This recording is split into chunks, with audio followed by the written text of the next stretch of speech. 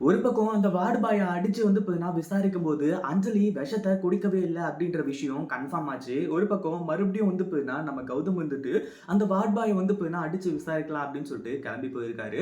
அதே சமயம் அந்த வார்ட் பாய் சொல்றதும் உண்ம. இந்த ஹாஸ்பிட்டல்ல நடக்கிறதும் உண்ம. அஞ்சலி உண்மையிலேயே பாய்சன் குடிக்கவே இல்ல. ஆனா இங்க அட்மிட் ஆயிருக்கா. அப்போ இவளுக்கு பின்னாடி யாரோ ஒருத்தவங்க சதி செஞ்சுட்டு இருக்காங்க.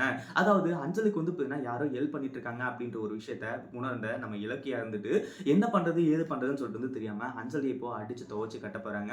ஒரு பக்கம் நம்ம கௌதம் இங்க பாரு இலக்கியா, அஞ்சலி திருந்தவே இல்லை அப்படின்றது நமக்கு கன்ஃபார்மா தெரிஞ்சுக்கிட்டு இருக்கு. ஆனா இந்த இடத்துல அதை நிரூபிக்கிறதுக்கு நம்ம கிட்ட போதுமான ஆதாரம் இல்ல. அதே மாதிரி அஞ்சலி உண்மையிலேயே திருந்தல அப்படின்னு சொல்லிட்டு தெரிஞ்சோம் நம்மளால ஒண்ணுமே பண்ண முடியல. இப்போ டிஸ்சார்ஜ் ஆகி நேரா வீட்டுக்கு தான் கிளம்பி போலாம் அப்படின்னு சொல்லிட்டு அவங்க இருந்துட்டு இருக்காங்க. ஆனா அந்த மாதிரி நடந்துடவே கூடாது.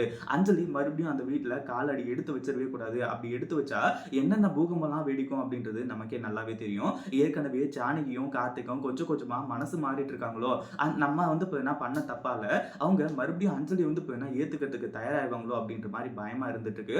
அதே மாதிரி இங்க இருந்து அஞ்சலி வீட்டுக்கு கூட்டிட்டு போறதுக்குள்ளேயே எல்லா உண்மையுமே நம்ம கண்டுபிடிச்சாகணும் அப்படின்ற மாதிரி நினைக்கிறாங்க.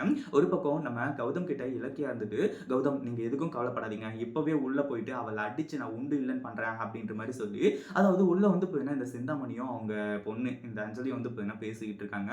அதாவது என்ன அஞ்சலி அடுத்தது என்ன பிளானு, என்ன பண்ண போற அப்படின்ற மாதிரி கேட்டுட்டு இருக்கும்போது, அம்மா நீ எதுக்கு கவலைப்படுற, அந்த வீட்டுக்குள்ள நான் காலடி எடுத்து வச்ச அடுத்த செகண்ட் அந்த இலக்கியாவை அந்த வீட்டை விட்டு துரத்துறது தான் என்னோட வேலையா இருந்துட்டு இருக்கும். ஏன்னா பைரவி மேடத்துக்கிட்ட நான் அப்படிதான் சத்தியம் பண்ணி கொடுத்துருக்கேன். அது மட்டும் இல்லாம பைரவி மேடம் எனக்கு ஃபுல் அண்ட் ஃபுல் சப்போர்ட்டிவா இருந்துட்டு இருக்காங்க அப்படி இப்படின்ற சொல்லிட்டு இருக்கேன். அந்த ஒரு டைம்ல தான் இலக்கியா மாஸ் என்ட்ரி கொடுத்து அஞ்சலி அடிச்சு உண்டு இல்லைன்னு பண்றது.